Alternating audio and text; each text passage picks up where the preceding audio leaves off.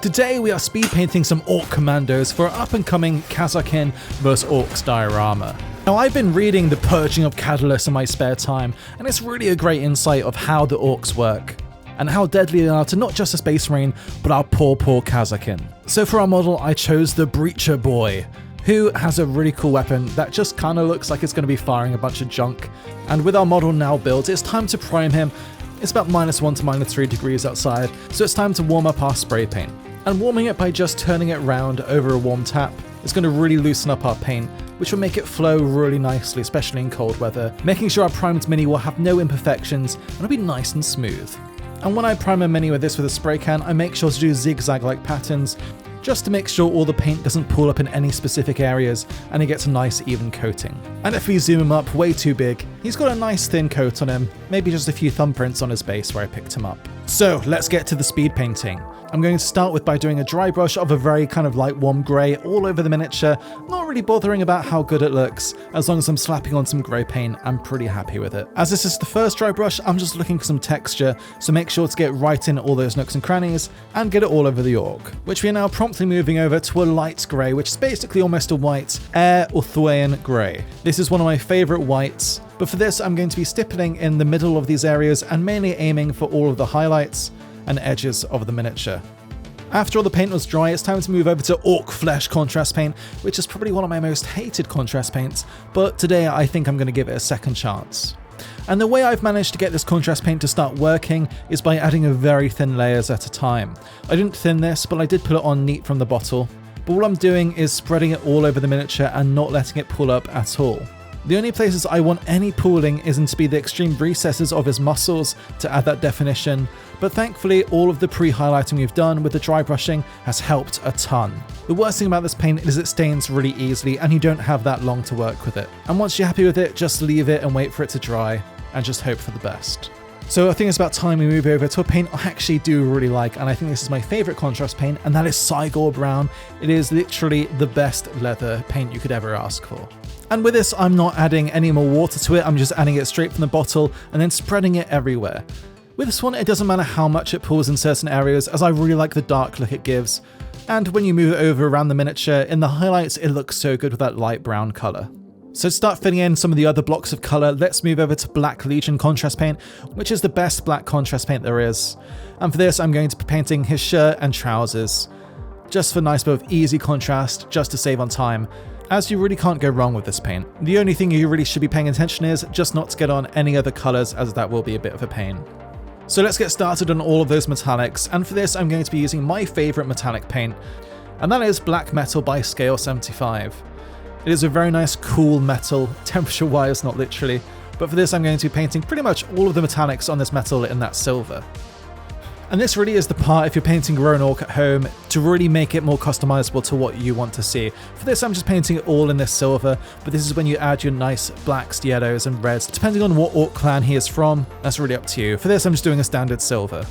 And this model's looking a bit too neutral color-wise for me, so I'm going to add a red face mask to him, as well as painting any of the red cables on his weapon.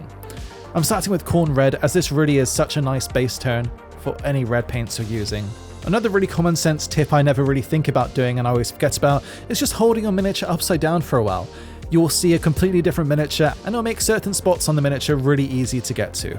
So next I grabbed some Xandru dust out and decided to paint all of the fuses and tiny little strings on his backpack in this nice beige colour. Then for some more needed contrast on the weapon, I grabbed some Decayed Metal, which is my second favourite paint, and painted this nice patch scrap bit on the top of the weapon. And as we're going to be painting some lighting effects, I'm going to be using some neon orange later on, so I grabbed some thinned down water and just flooded these little sections and divots on the weapon and then his eyes on the mask. And there's a few areas left on the model that I didn't really know how I wanted to paint, like the bandaging on the weapon and the actual sledgehammer itself, as well as the bandages around his wrists. For this I chose just to go and paint it in black and greys, some really easy colours, and there's not really much more to talk about it. And I think it's about that time in the miniature where it's time to add some highlights to it. For this I'm choosing Blood Red to go with Corn Red, as it's the perfect pairing. And for this I'm just going to be adding a little bit of stippling and dabbling around on all of the red parts like the dynamite and the cables and mask. So let's get back to that neon orange, and for this I'm using luminous orange from AK Interactive, which is one of the best bright orange paints you can really get. For this it needs to be over extreme white highlight, and after that I added some neon oil over literally all of the metallic parts, in quite a heavy wash I might say. I was quite loose and reckless with adding this paint everywhere, but it's quite fun just to slap it on and hope for the best, and in this case I think it works really well.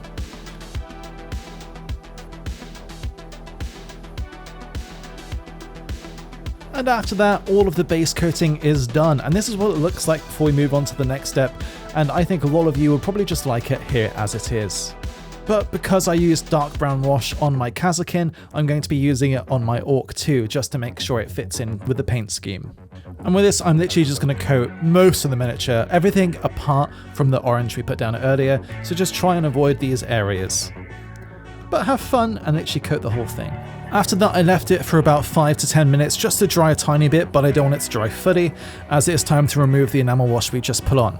For this we are going to be using some white spirits, in this case odorless white spirits, and I personally use Sansador from Winsor & Newton. I'm going to be sticking cotton wool bud into the spirits, and then very lightly dabbing across the whole miniature to remove the surfaces of the paint we just applied, and this will leave all of that dark brown into the recesses, making it look nice and dirty. And with enamels, it'll most likely take about a day to dry, but once it's done, you'll have this lovely matte finish on your miniature. And just to finish things up around here, I just wanted to add some red highlights back onto the miniature, as well as a bit more of those Xandri dust and some metallics, just to make it pop a little bit more.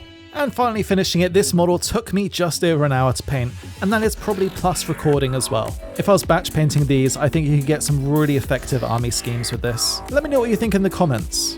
And as always, I've been Reese, and I'll catch you in the next one. See ya.